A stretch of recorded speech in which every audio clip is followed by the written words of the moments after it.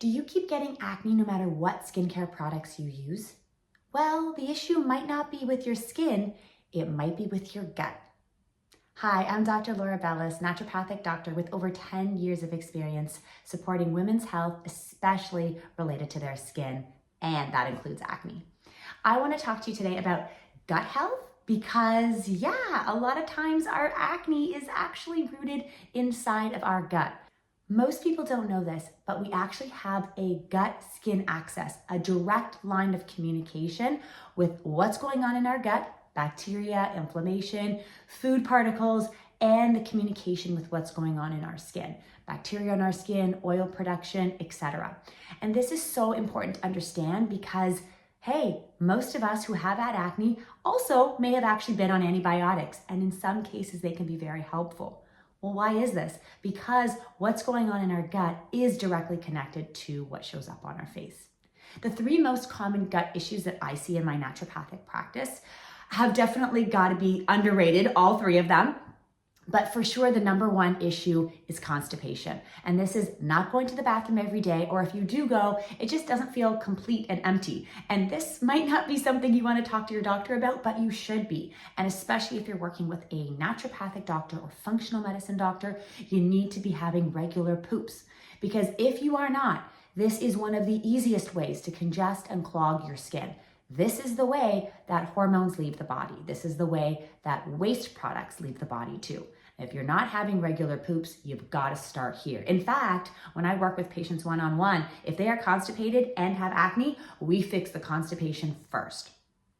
The second most common thing I see related to our gut and acne is going to be something called dysbiosis, or an imbalance in bacteria or viruses or yeast or parasites in our gut. And this imbalance is very, very common, even in a small scale of people, because it is something that is very, very susceptible to our day-to-day lives. That means things like travel, getting food poisoning, stress, being on antibiotics, being on the birth control pill.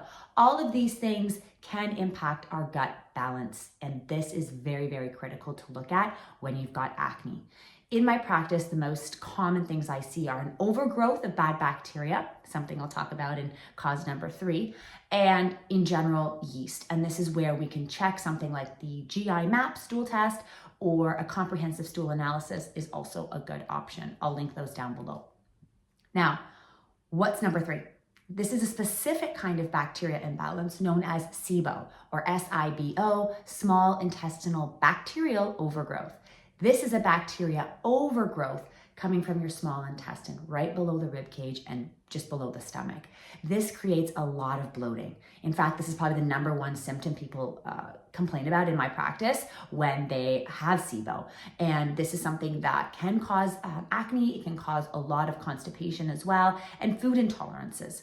If you cannot tolerate things like garlic or onions or avocados, pears, apples, certain melons, this might be a sign you have something bigger going on called SIBO. And in order to diagnose this, we really want to make sure you do a SIBO breath test, but even doing a stool test can lead us to believe you might have some signs of SIBO, and we can work on that. So your gut is definitely connected to your acne, but what kind of acne is gut acne? Well, it actually has a lot to do with where it shows up on the face, yes, but also the patterns. So gut acne is often always around the mouth, at least in some parts. A lot of people with chronic acne, as well as chronic gut issues, can also have scattered distribution. So around the jawline, sometimes along the temple, or it just seems to have no rhyme or reason. And that is absolutely a sign that we might want to look at the gut. It also can ebb and flow. I've had a lot of gut acne patients where their skin can be clear for months at a time, and then it flares up for no reason. It's not like it's every time of the month or only when they eat a certain food, but it can get better and worse, and it doesn't really follow a specific pattern, but it's not always equally bad or always clear. So what can you do about it? Well, there are lots of natural things that I use in my practice, but please note this is not medical advice, and you always want to work with a natural healthcare provider or your family doctor if they are trained in functional medicine to get a natural approach to correcting these issues. The first thing though is test. You've got to know what the issue is, but some natural therapies that have worked really great for rebalancing gut bacteria are definitely going to be things like berberine, oregano oil, garlic, if you can tolerate it, and wormwood can be very, very helpful. Other people respond really well with probiotics, but not right away. So this is where the art and science of medicine and your specific concerns with your gut test can help guide treatment. Generally, between 3 and 6 months is more than enough time to get your gut back in balance, and many people are feeling much better in the first month or 2. So if you want to get your gut-related acne under control, the first thing I recommend is test.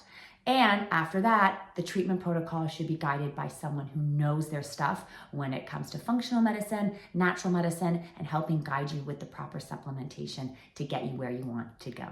I hope this video has been helpful, and I'll see you in the next one.